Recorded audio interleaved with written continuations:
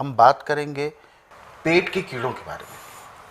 कीड़ों के कई प्रकार भी होते हैं और पेट में जो कीड़े होते हैं कहते हैं कि ये अपने आप ही पनप जाते हैं, कोई बाहरी तौर पर कीड़ा ऐसा नहीं होते, और ये एक बार जब शुरू होते हैं लगने यानी पैदा होने तो इनको अंत करना बहुत ज़्यादा मुश्किल हो जाता है और शरीर के अन्य अन्य हिस्सों पर इनका प्रभाव बन जाता है।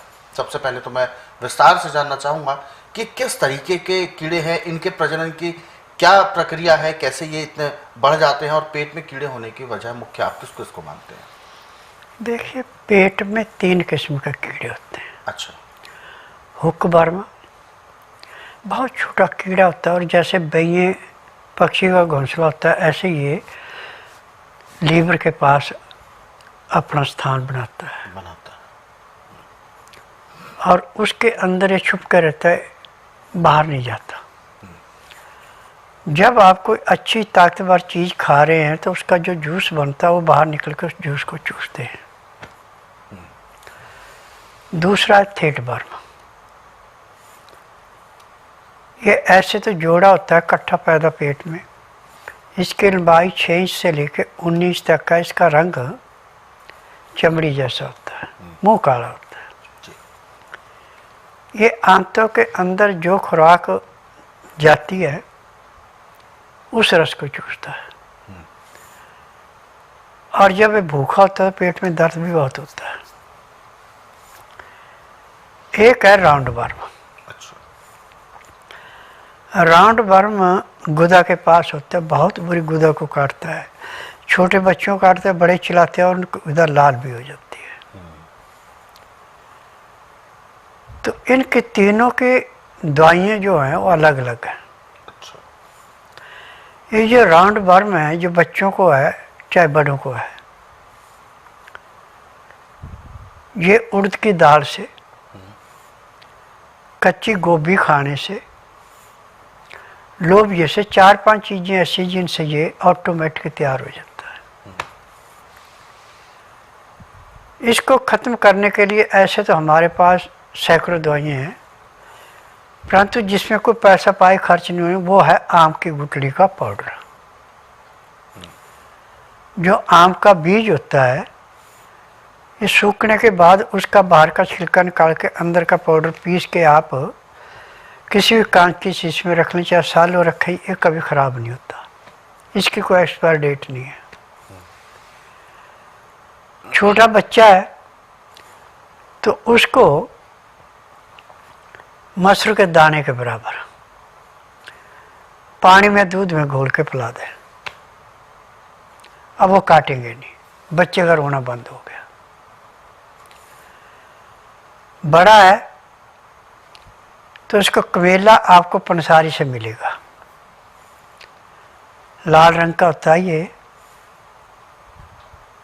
और फल के ऊपर ये बाहर पाउडर के रूप में मिलता है। अब इसका 1 चम्मच आप दही में या लस्सी में मिला के खा लें, खाने के घंटे 1.5 घंटे बाद आपको दस्त लगे, उसमें सारे कीड़े ऐसे बाहर निकलते हैं जैसे कचरे के ढेर को सफाई करते हैं, ऐसे अंतों के अंदर की सफाई हो जाती है और गुच्छे के गुच्छे निकलते हैं। लैट्रिन नहीं आएगी, कीड़े गिरेंगे। और जो हुक वर्म है इसके लिए पपीता सबसे अच्छा।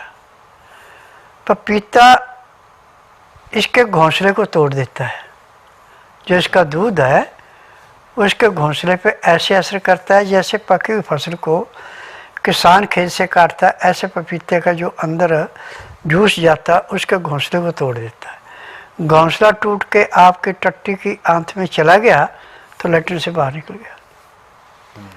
बाहर निकल जाए फिर उसको उठा के आप धो के किसी भी फार्मेसी में ले जाएं जहाँ टेस्ट कराएंगे लेबोरेटरी में,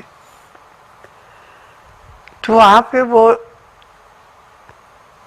जो इसको चेक करने वाले होते हैं वो भी हैरानी में पड़ जाते हैं कि ऐसे कीड़े तो हमने देखे नहीं कभी। जब उनको बताया जाता है कि इसको काटो, इसके अंदर देखो कितने कीड़े, तो लाखों की तादाद में मिलते हैं। रंग इनका चमड़ी जैसा, मुंह काला और इसकी 1 सेंटीमीटर से 1.5 सेंटीमीटर तक लंबाई होती है, ज़्यादा नहीं होती। और ये यदि आप 15-20 दिन तक हवा में भी रहेंगे तो मरते नहीं हैं, इतनी इनके अंदर जान है। थेट वर्म के लिए सबसे अच्छा है कि आप राई पीस करके लस्सी के अंदर मिला करके पीना शुरू कर दें। सुबह खाली पेट ले लें, दोपहर को खाना खाने के आधे घंटे बाद ले लें, तो आंतों के अंदर जो जाके उनकी खुराक है उसके अंदर घुल जाते हैं तो वे बेहोश हो जाते हैं। बेहोश होने से जो आंतों में चिपके रहते हैं वो नहीं, आंतों से वो उनकी निंद्रा खुल जाती है, बेहोश हो जाते हैं और लैट्रिन के द्वारा बाहर आते हैं। तो वहाँ पे जहाँ भी आपने लैट्रिन की है वहाँ से उसको उठा के पानी से धो के किसी भी ऐसी डिब्बिया में डालें कि जिसमें हवा न लगती हो, तो भी ये 3 दिन तक जीवित रहता है। अब इसमें खान पान पे 3 चीज़ों का ध्यान दें कि पानी जब भी पीना, आपने हल्का गर्म पानी पीना, उसमें लहसुन प्याज अदरक का रस डाल के पीते हैं तो किसी किस्म का कीड़ा तैयार होता है नहीं, खाना जल्दी पच जाता है और डॉक्टरों का पीछा छूट जाता है, आपको किसी दवाई खाने की जरूरत नहीं है। नाज जो भी खाना है वो चोकर वाला खाना, जिसका छिलका निकाल के फेंक दिया, उस नाज को खाएंगे तो आपको तकलीफ लाजमी होगी। दालें हैं, सब्जियां हैं, नरम छिलके वाली, छिलके के साथ खाएं। और नमक का हमेशा सिंधे का काले का प्रयोग करें और हमेशा काली मिर्च या सफ़ेद मिर्च इसका प्रयोग करें। हल्दी पर्याप्त मात्रा में लें। हल्दी पैर के तलुए से सिर के बाल तक के खून को साफ करने के लिए एक किस्म का अमृत है। हल्दी आपको पर्याप्त मात्रा में मिल रही है, आपका खून पूरा बन रहा तो चेहरे पे गुलाब की कली जैसी चमक रहेगी। परंतु यदि हल्दी आप कम खाते हैं, परहेज करते हैं, तो आपका खून पूरा शुद्ध नहीं होता।